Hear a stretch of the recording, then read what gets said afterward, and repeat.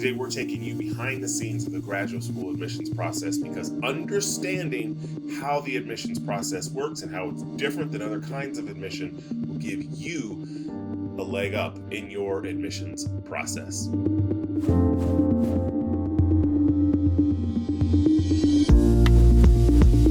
Hi, I'm Brian Phoebe, and welcome to the next of our ongoing series on graduate school admissions and how to go about thinking about this process and some tips and insights that you can use in order to improve your chances of admission. We've been off for a little while. Some people might notice our background is a little different. That's because I've moved, new house, etc., new office. But let's go ahead and get right into it. So the main thing that you need to understand in terms of the graduate school admissions process is that it is very different than other kinds of admissions process. So obviously all of you guys have been through undergraduate admissions. A lot of you have friends who have gone to medical school, law school, business school, dental school, whatever other types of professional schools. They have their own admissions processes, and those processes in a lot of ways dictate the kinds of students who end up going to those schools. And it's really important for that reason to understand how this admissions process works for graduate school, Ph.D, master's programs, etc. So we're going to talk about the ways that it's different and how this informs your approach. So right off the bat, the most important thing is that unlike college admissions, law school admissions, medical school admissions, MBA admissions, etc., most graduate programs do not have a dedicated admissions department, right? That is, so if you apply, for example, to Harvard Law School, there is a department in Harvard Law School, the Department of Admissions. All they do, all of the professionals in that department do, is admissions. They are not professors on the side. They're not mainly professors who do this, etc. Right? Same is true with college. They have dedicated admissions departments. Medical school, law school, business school, they all have people whose full-time sole job is working in admissions. But when you apply to a PhD program, whether it be history or physics or a master's degree in biochemistry or something like that, in almost every case, you're not talking about a dedicated department where all they do is focus on admissions. Rather, what you have are professors who, as part of their university service, this is kind of part of what professors have to do, they cycle through and they work on admissions, right? So if you're applying to biochemistry department, it's a biochemistry professor who usually for a year or two will cycle in and out onto an admissions committee. So they're the ones who will assess your application. Now, sometimes those admissions committees will also include postdoctoral students and even some current graduate students. That's a little bit rare, but sometimes they will include them, sometimes in a sort of a quasi-official capacity, like they're just advising, all right? Now, with this in mind, you know that you're interacting with high-level experts who understand the subject with kind of a comprehensive sophistication and granularity that is a little bit different than an undergraduate or or MBA or law school, medical school situation. They understand the field that you're talking about at a high level, and they know what everyone in their department is doing and what their expertise is. So that makes them a little bit different. How does it make them different? First, it means because they understand the field and the kind of the controversies, challenges, opportunities within it, and they're really familiar with the latest research, you can be a little bit more free to use jargon. Now, I still think it's important to write well and write in a clear and compelling fashion, so that, if you can use a simpler word, always do that. That's just a basic rule of writing. But you can feel a little bit freer to nerd out a little bit, right? So you don't have to worry that using really sophisticated and specific language that applies to your field will confuse or turn off the reader, all right? Second, you need to know the department's strengths so that your application makes clear you would benefit from them.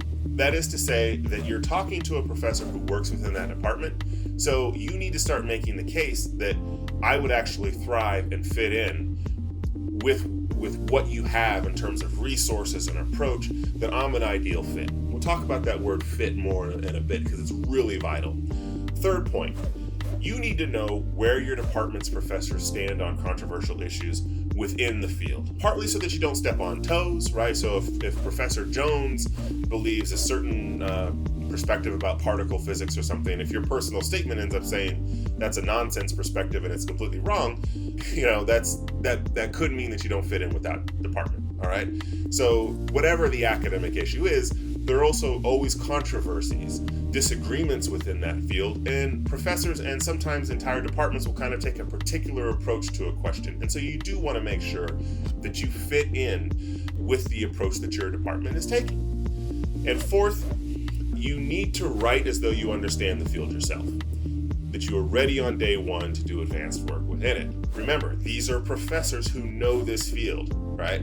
So if you are applying to a history department, it is history professors who are assessing your application. And so if you can write in a way that makes them feel more like they're talking to a colleague or a potential colleague as opposed to a newbie who doesn't really understand the field, then your essay and your application will be in a much better position.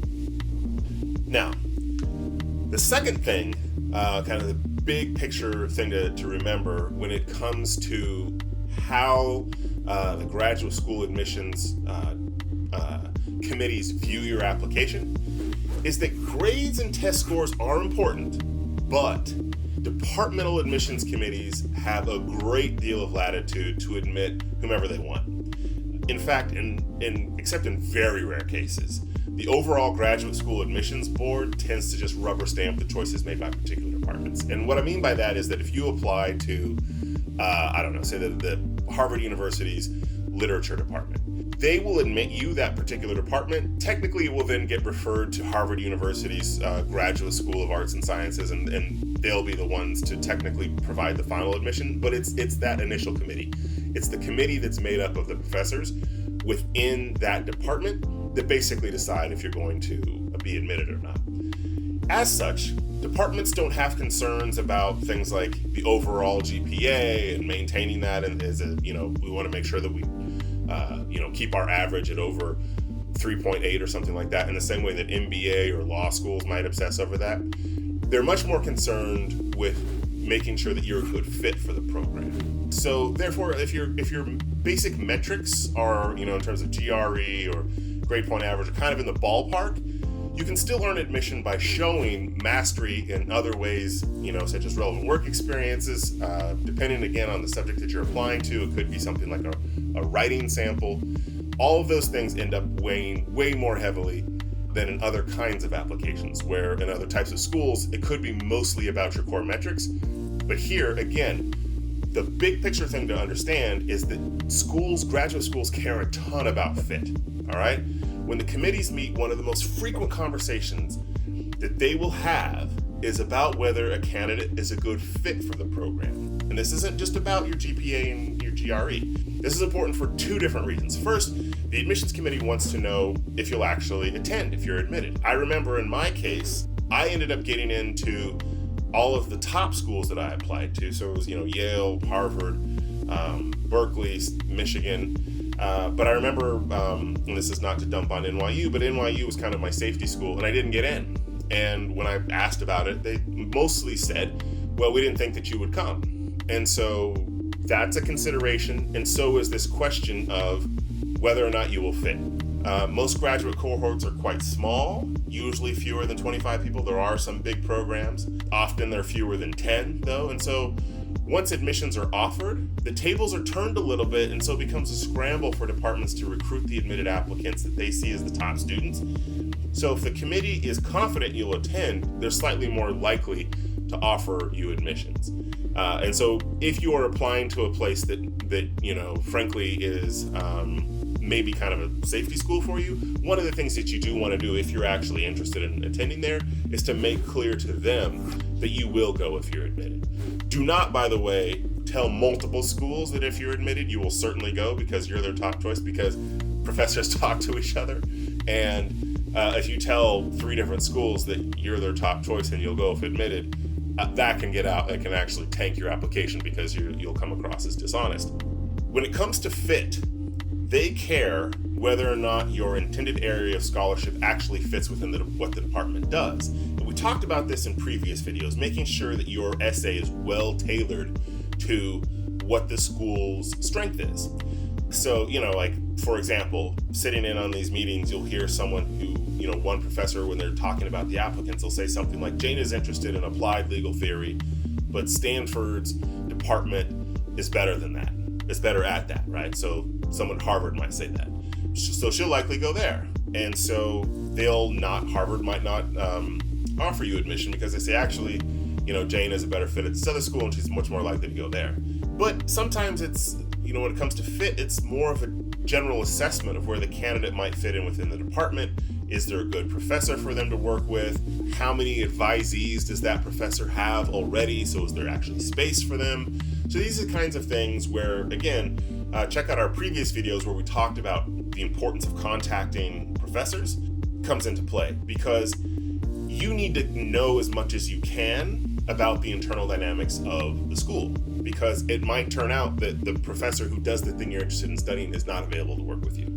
Also remember that at many schools, this was the case with me when I applied to the graduate school that I ended up going to Yale, potential advisors are consulted. So if you, in your personal statement, you say, I'm really interested in working with Professor Syed, then they will email Professor Syed and say, hey, Brian wants to work with you. Here's his application. What do you think of this? And she might write back, hey, he contacted me. I looked at his stuff. It's great.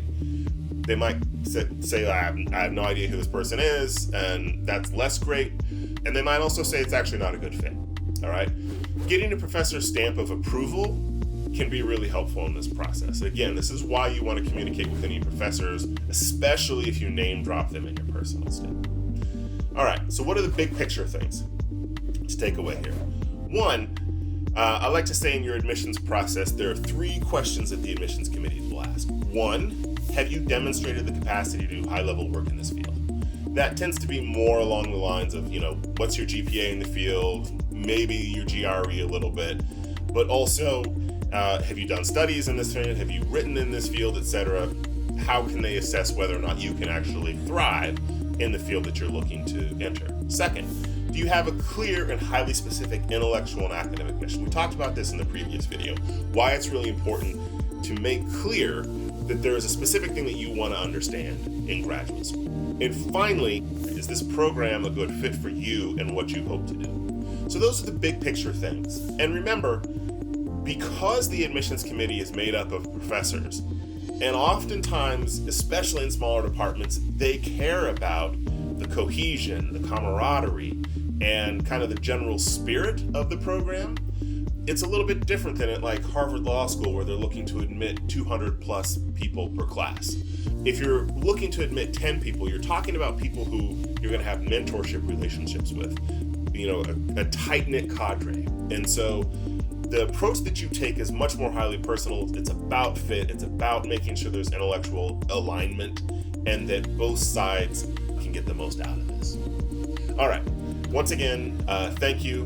In our next episode, we're going to talk a little bit about strategies for application and how this applies specifically when it comes to the personal statement. Once again, I'm Brian, CEO of GuruFi.com. If you are applying to graduate school, check us out. That's GuruFi.com, GURUFI.com. Please make sure that you like and subscribe to the video so that you can get future episodes where we talk about more issues when it comes to graduate admissions. All right, have a great day.